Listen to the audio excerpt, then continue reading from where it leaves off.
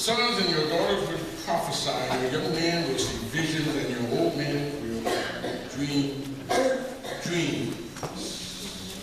Much of what we celebrate each and every year is centered around the dream. Some people actually feel that the dream has come true. No, the dream is still a dream. But I would have you believe and understand today that there is a difference between a dream and a vision. The two have different meanings. They're very close in meaning, but they have two different meanings.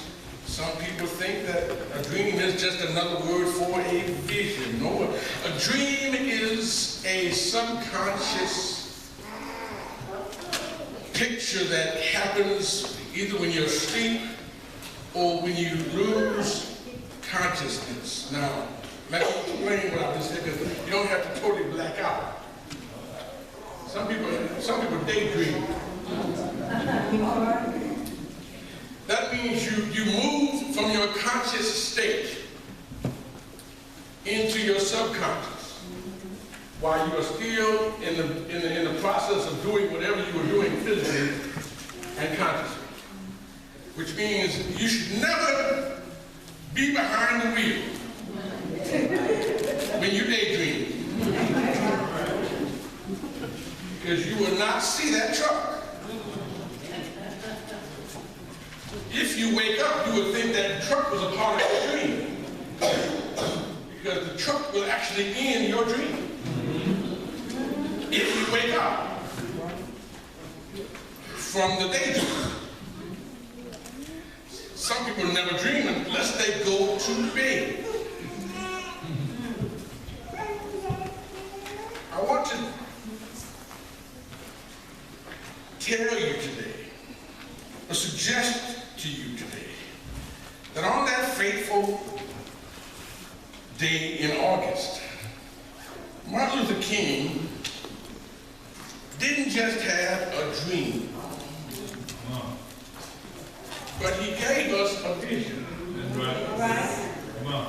And one of the reasons why perhaps that dream may still yet be a dream in some people's lives is because we have not accepted the vision of the dream. Stay with me. Matter of fact, let's talk about the speech. This is how, which way did I go last week? Never mind. Let's talk about the speech. Martin Luther King delivered what we all call that I have a dream speech. That's what, I hope that's not what the history teachers have taught you, that that's what it was.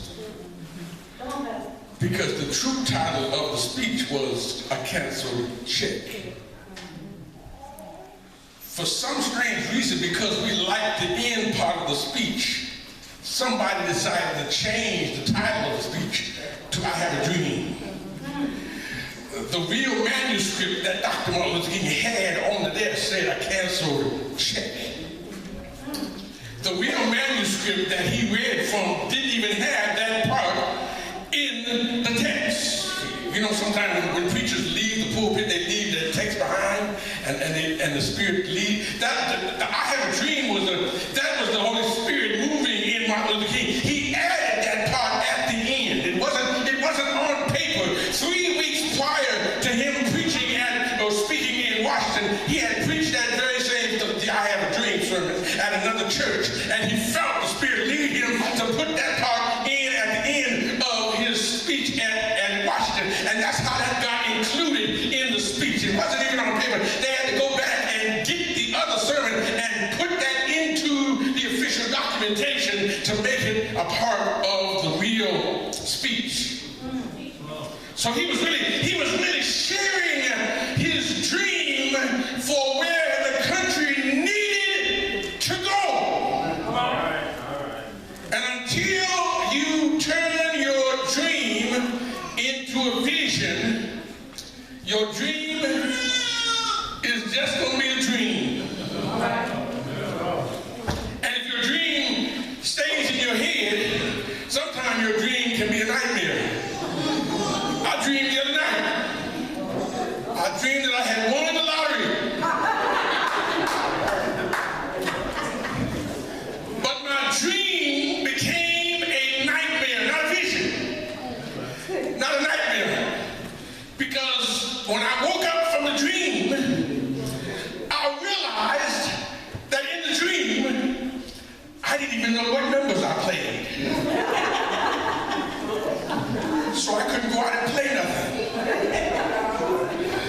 Because I just dreamed that I won. I don't know what numbers I played to win.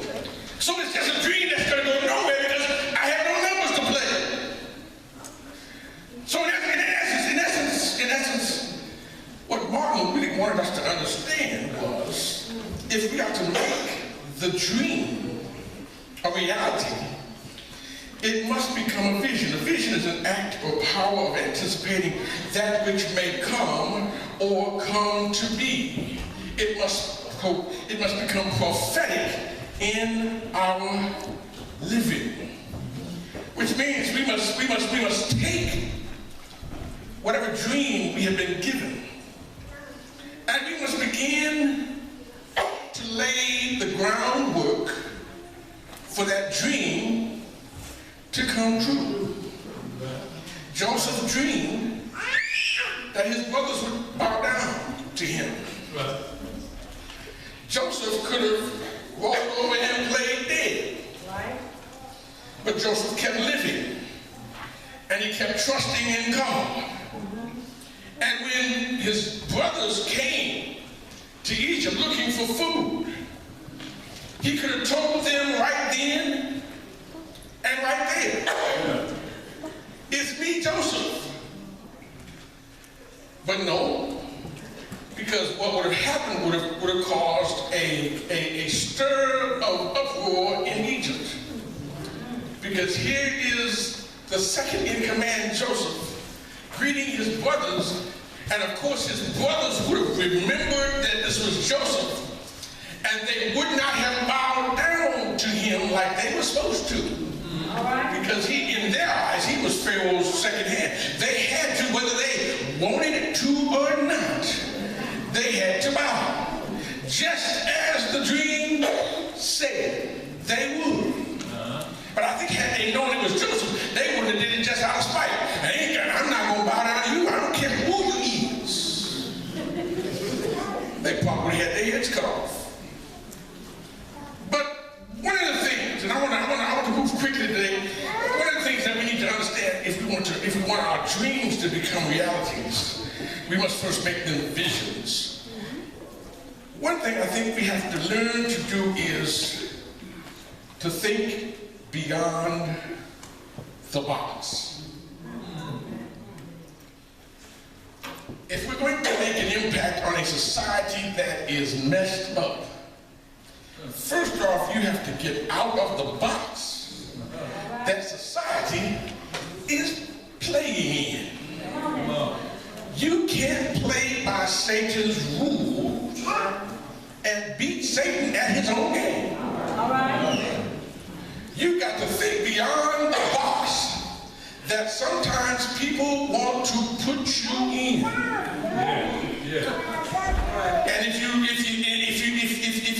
have no vision of what God is trying to do, then you will find yourself entrapped in a box labeled by where people want you to be placed or challenged. In the early 1980s, I think it was, there was a movement because they were tired of corporal punishment. Don't spank and beat your children. Send them to time out. So what was happening in schools was, since they could no longer physically yell, discipline, or address children, they sent them to school psychologists and sociologists who could not adequately interpret the needs of a child who comes from a broken home, messed up home, deprived home, impoverished home, challenged home, and a home that is struggling to just try to have a civil day of existence, and was trying to manage some excitement and understanding. And they said to that child, since you are unable for me to understand, you must have a problem with your attention span. Thus came the invention of ADD, DBS, DHA, HD, DDP. He must have one of them D's. ADD, CDD, ODD. We give folk disorders. Because you talk too much. You got ADD. You physically active. You got ADD. So they prescribe medicine that will calm you down. And you may have the intelligence of an Albert Einstein, but because you have been labeled ADD, you must now move from the advanced math class down to remedial 1 + 1 = 2 group. So even though you have the potential to be a chemical engineer, you have to sit back and play with the blocks that are boring. And when you can't, when you get bored with the blocks, you throw the blocks. Now you got more emotional problems because you threw the blocks that you were bored with because you weren't learning nothing from the blocks because the blocks didn't mean nothing to you. Because you're not challenging my potential. You've labeled me. Don't let yourself be labeled. Whatever doctor told you you were sick, you better see another one, and another one, and another one. And if all 6 of them tell you the same thing, then maybe you might just have it. But I'm just tempted enough to believe that if you get 1 out of 6 that tell you you don't, you might have a valid argument. Especially if you have, I've always wondered, and I told somebody this, why is it our children are not smart enough to graduate from school on the honor roll, but they're smart enough to steal your car? They will pick your lock, they will circumvent your security system, and they will drive off with your vehicle. They will break into your house. They're sophisticated enough to do all of this illegal stuff, but they're not smart enough to get good grades in school. Our children are not stupid. They're focused in the wrong direction, dreaming of things that they have not a vision to accomplish. It's just a dream. You might tell yourself, I have a dream to be an astronaut. But if you don't train and prepare yourself and go to astronaut school, it's just a dream. Don't dream of being in the NBA if you're afraid to pick up a basketball. It just won't work. Don't spend all your time on the courtyard because you have a dream to play and be like LeBron James. And I have to admit, as much as I'm not that fond of LeBron James, I'm glad everybody wants to be like him now, because I'm really tired of everybody trying to be like Mike. We need somebody else to be like him. But anyway, he didn't spend all his time in the playground. We have to understand, a dream is nothing more than a conditioned activity. A woman who was in a home for the elderly celebrated her 100th birthday party. The pastor came to offer her congratulations and said to her, her mind is very keen and alert. When she arrived, she was completely caught up in the excitement of the birthday party, and a reporter came to interview her. And he asked her, she was in high spirits, and he asked the 100-year-old lady, do you have any children? And the woman said, not yet.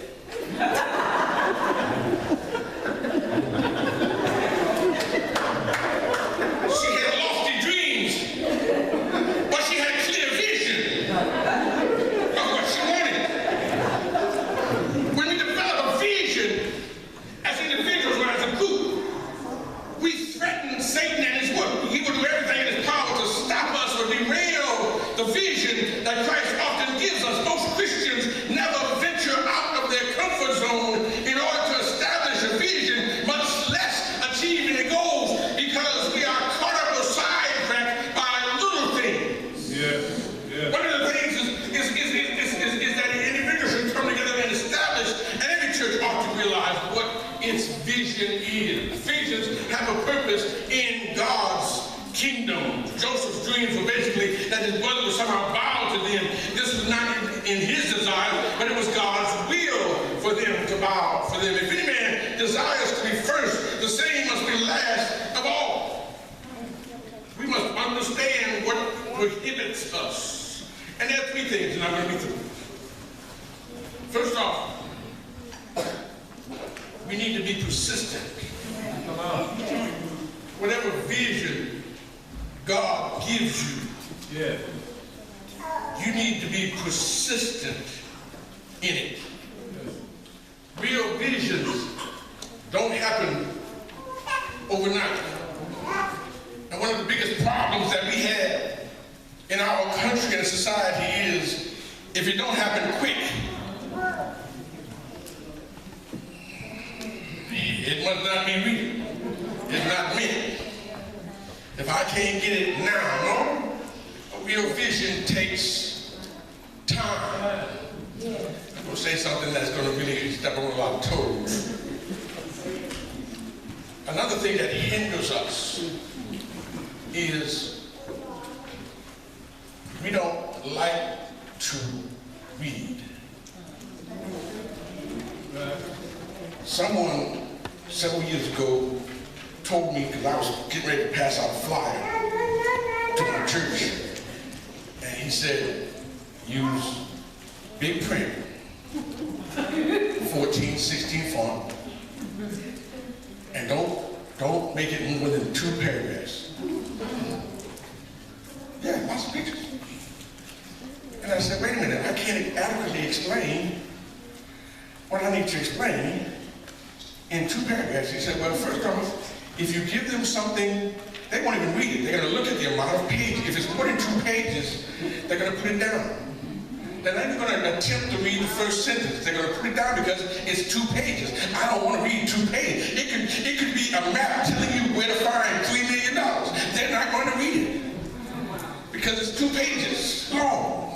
It may tell them exactly where the money is, but because it's 2 pages, they're just going to set it out because it's already in their mind. It's too much for them to read. So if you just keep it to 1, then they will at least glance at it.